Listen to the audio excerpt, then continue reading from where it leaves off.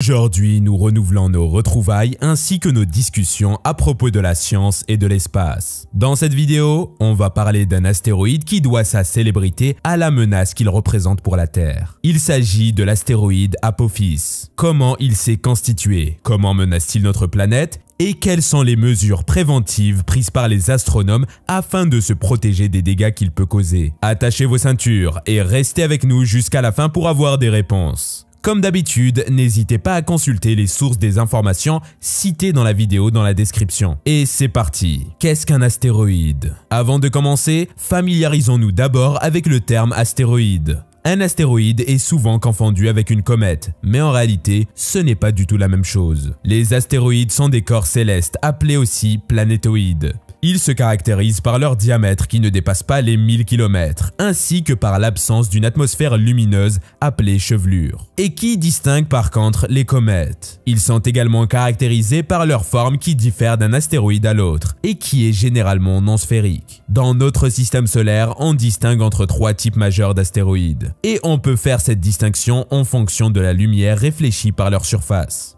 La majorité des astéroïdes connus, soit 75%, sont des astéroïdes de type C. Ils sont caractérisés par leur composition carbonée et leur spectre bleu. On trouve également des astéroïdes de type S, composés de siliciques riches en nickel, de fer et de magnésium, qui constituent 15% des astéroïdes connus et ont un spectre rouge. Finalement, le dernier type d'astéroïde est le moins commun, et le type M. Et celui-ci a une composition métallique et un spectre rougeâtre. Ceci dit, il est important de noter qu'il existe d'autres types d'astéroïdes qui sont très rares en comparaison avec les autres, notamment les astéroïdes de type E, R et U. Par rapport à leur localisation, la majorité des astéroïdes dans notre système solaire se trouvent dans ce qu'on appelle la ceinture principale, entre les orbites de Mars et Jupiter. Cette succession d'orbites constitue une sorte de ceinture appelée ceinture jovio-martienne aussi, contient à peu près 93,4% des astéroïdes connus du système solaire.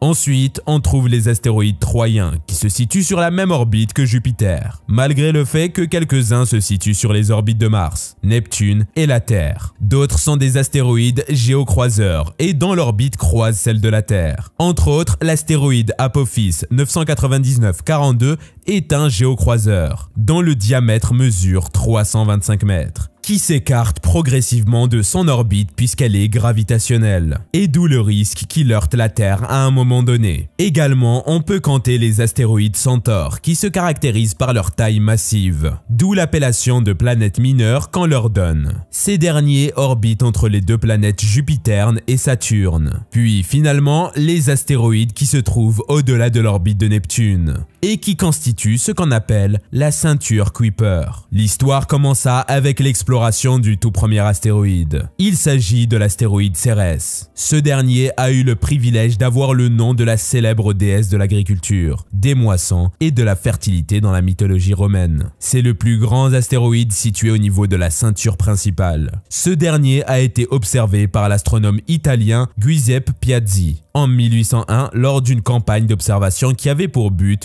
de situer une planète hypothétiquement placée entre Mars et Jupiter. L'astéroïde Apophis 999-42, une menace spatiale. Les astéroïdes enfin familiers, passons maintenant à la rencontre de l'astéroïde Apophis 999-42. Découvert en 2004 par David Tollen, Roy Tucker et Fabrizio Bernardi, participant à l'University of Hawaii Asteroid Survey, UHAS, qui a été financé par la NASA et qui utilise l'observatoire basé à Kitt Peak, en Arizona. Cet astéroïde a été initialement et provisoirement référencé dans les catalogues sous le nom de 204 NM4. Il a été aussi appelé NEO 999-42, North Earth Object. Cet astéroïde a différentes appellations. Mesure 370 mètres de diamètre, soit la longueur de 4 terrains de football. Impressionnant. NEO 999-42 contient du nickel et du fer et a la forme d'une cacahuète. Sauf que les astéroïdes ne sont pas à manger, malheureusement. Son nom officiel est loin de lui être attribué arbitrairement. En effet, le nom d'Apophis fait allusion à l'immense serpent, qui n'est rien d'autre que la manifestation du chaos et la personnification du mal dans la mythologie égyptienne. Jusqu'à 2010, la possibilité que notre planète bien-aimée soit heurtée par l'astéroïde Apophis 999-42 était faible faible. Or, la vie n'est pas toujours rose.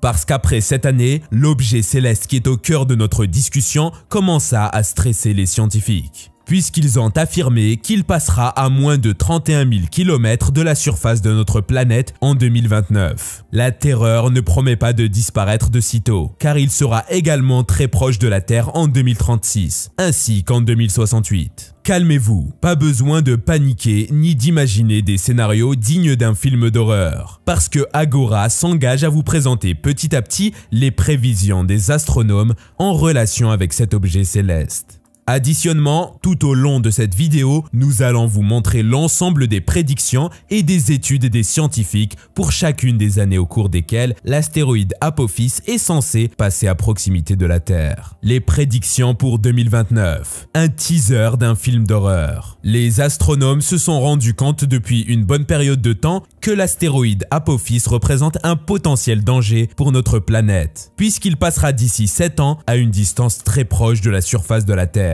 Cet astéroïde est même surnommé le démon serpentin des ténèbres et du chaos. Pour les gens ayant vu le film Don't Look Up, cela pourrait vous y faire penser à une de ces scènes. Sauf que la différence, c'est que ce qu'on aborde aujourd'hui est bel et bien réel. Il est prédit que l'astéroïde en question va atteindre notre planète en avril 2029. Il passera à une distance plus proche que les orbites de plusieurs de nos satellites. Et il risque donc d'endommager quelques-uns même. Lorsque la taille de ce satellite a été mesurée pour la première fois, il s'est avéré qu'il est géant. Pour vous aider à imaginer les faits comme il le faut, on peut bien vous dire qu'il a une taille supérieure à celle de l'Empire State Building, un des gratte-ciel qui se situe à New York aux États-Unis et qui compte 340 mètres en longueur. Lors de son passage, on pourrait probablement le voir à l'œil nu. Or, en ce moment et après avoir effectué les calculs à maintes reprises, on pense que le passage de NEO 99942 à proximité de la Terre n'aura pas un impact direct sur notre planète, ou du moins lors de sa première fois, prévue en 2029, parce que la gravité de la Terre va forcément influencer sa trajectoire et arriver à la dévier. Elle sait se défendre notre planète. Sauf que cela n'est pas aussi sûr et simple dans les années à venir. Pour cerner le danger d'Apophis sur la Terre, les scientifiques de la NASA ont planifié une mission qui aura lieu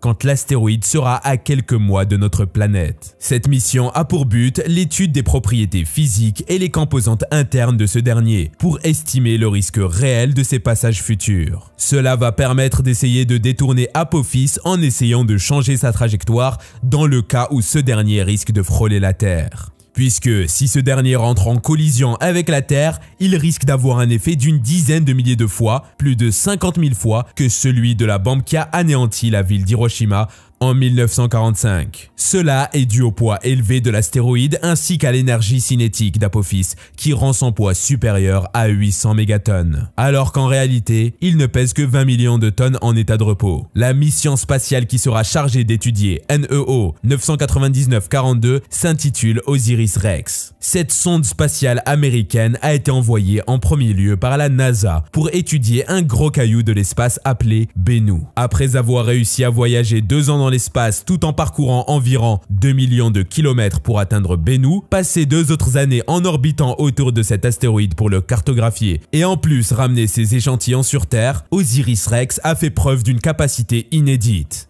et a honoré son engagement. La NASA a décidé de prolonger sa mission afin qu'il puisse visiter le géocroiseur qui passera en 2029, à environ 30 000 mètres de la Terre. Les prédictions pour 2036. Poussant un souffle de rassurance. Après avoir étudié les prédictions pour 2029, on peut sortir avec la conclusion suivante. Le passage d'Apophis au cours de cette année n'aura pas d'impact direct sur notre planète, mais va forcément endommager plusieurs de ses satellites de communication. Par contre, les prévisions concernant l'année 2036 sont tout à fait différentes, puisque d'après les études des astronomes en 2007, la possibilité de collision de cet astéroïde avec la Terre est de 1 sur 11 000, à condition que lors du premier passage passage en 2029, l'astéroïde trace son chemin à travers le trou de la serrure, une zone de plus de 600 mètres qui s'étend dans l'espace. Donc pendant plusieurs années, les astronomes ont essayé d'étudier l'ensemble des positions ainsi que l'orbite de cet astéroïde. Mais il s'est avéré qu'il est difficile de les déterminer avec précision, puisqu'on parle d'un corps céleste éloigné et petit par rapport aux planètes qu'on étudie d'habitude à cette distance-là. On ne peut malheureusement pas se détacher de l'incertitude. Or, après plusieurs observations récentes à travers des radars, les astronomes ont pu finalement mesurer et déterminer son orbite, ce qui a permis de prédire une série de passages rapprochés. Les interprétations des études vont réjouir plus qu'un, puisqu'elles montrent qu'il n'y a pas de risque de collision pour les décennies qui viennent. D'où le retrait d'Apophis de la liste des objets à risque de l'ESA et de la NASA. Les prédictions pour 2068. Un scénario cauchemardesque. Tout allait à merveille jusqu'à 2010. L'astéroïde avait des positions prédéfinies dans les prévisions des scientifiques. Néanmoins, les astronomes le gardaient sous contrôle continu après sa découverte. Un jour, alors que le planétologue David Tollen et ses collègues étaient en plein repérage d'Apophis, en utilisant le télescope Subaru à Hawaï, ils ont remarqué un comportement inhabituel de la part d'Apophis. Cette observation leur a permis de déduire que NEO 99942 se situait à 75 millions de kilomètres dans une position non similaire à celle prédite. Donc la question qui se pose est la suivante. Quelle est la cause de cette non-conformité des observations avec les calculs? Et qu'est-ce que ce décalage? Cela risque d'augmenter le risque de collision de cet astéroïde avec la Terre? Malheureusement, la logique répond par l'affirmatif à la toute dernière question. Le fait qu'Apophis change sa trajectoire le met à nouveau dans la liste des astéroïdes les plus dangereux. Et cette fois-ci, il a même sa place sur le podium du top 3 à côté de Bennu et de 1950 DA dans le tableau des risques du programme de surveillance des NEO, géocroiseurs, de la NASA. Alors qu'auparavant, on était rassuré et on pensait qu'il n'avait aucune chance de heurter la Terre. Ceci dit, on ne peut pas ignorer cette petite voix curieuse en nous qui ne cesse de se demander sur l'origine de ce changement soudain. En effet, notre fameux astéroïde a subi l'influence d'un phénomène appelé effet de Yarkovsky, aussi appelé effet Yorp. Pour faire plus simple, l'effet Yorp est l'absorption des rayonnements d'une étoile par un astéroïde de telle façon à ce que ces rayonnements se transforment en petits propulseurs quand l'astéroïde les émet sous forme de chaleur. C'est le cas de l'astéroïde Apophis avec le Soleil, puisque quand l'astéroïde absorbe ces rayonnements, il est réémet sous forme de chaleur, qui fait dévier par la suite l'objet céleste de sa trajectoire initiale. Cet effet n'affecte pas seulement Apophis, parce que son influence atteint plusieurs autres astéroïdes placés à des distances très lointaines, dépassant la planète Pluton même. Malheureusement, en conséquence de ce phénomène, l'astéroïde classé précédemment comme inoffensif est maintenant très dangereux. Selon Tollen, les nouvelles observations obtenues avec le télescope Subaru étaient assez bonnes pour révéler l'accélération Yarkovsky d'Apophis. Et elle montre que l'astéroïde s'éloigne d'une orbite purement gravitationnelle d'environ 170 mètres par an, ce qui est insuffisant pour maintenir le scénario d'impact de 2068 en jeu. Selon les prédictions des scientifiques et les simulations les plus récentes réalisées en février 2021, Apophis a une chance sur 380 000 de heurter la Terre en 2068. Donc malgré que la possibilité qu'une collision ait vraiment lieu soit minime, elle reste tout de même présente. Un mois après, et plus précisément le 6 mars 2021, Apophis s'est rapproché de 16,85 millions de kilomètres de la Terre. Les scientifiques ont profité de cette occasion pour effectuer davantage des observations à l'aide des antennes de Goldstone du réseau DSN de la NASA, ainsi que l'observatoire Green Bank pour s'assurer de la validité des données précédentes et collecter d'autres plus actualisées. Quelques jours après, ils ont conclu que la possibilité de la collision d'Apophis avec la Terre est tout à fait négligeable pour ce siècle. Et c'est une information qui a été confirmée par l'ESA, Agence spatiale européenne, ce qui a ensuite permis au fameux astéroïde de se retirer de la liste noire des néos les plus menaçants pour la planète. Le projet de défense contre les astéroïdes. Armons-nous contre les menaces spatiales. Elon Musk, président directeur général de la société astronautique SpaceX, présume que notre planète manque de protection et de défense contre les astéroïdes, et qu'elle pourrait un jour être détruite complètement à cause d'un corps céleste géant. Ces pensées ont été été exprimée par Musk après la découverte de l'astéroïde Apophis et de la possibilité qu'il puisse heurter la Terre. Malgré que cette probabilité ait été totalement écartée par la suite, il s'est exprimé sur Twitter en écrivant « Great name, wouldn't worry about this particular one, but a big rock will hit Earth eventually and we currently have no defense ». Très bon nom en faisant allusion à Apophis. Il confirme qu'il n'avait pas peur de celui-ci,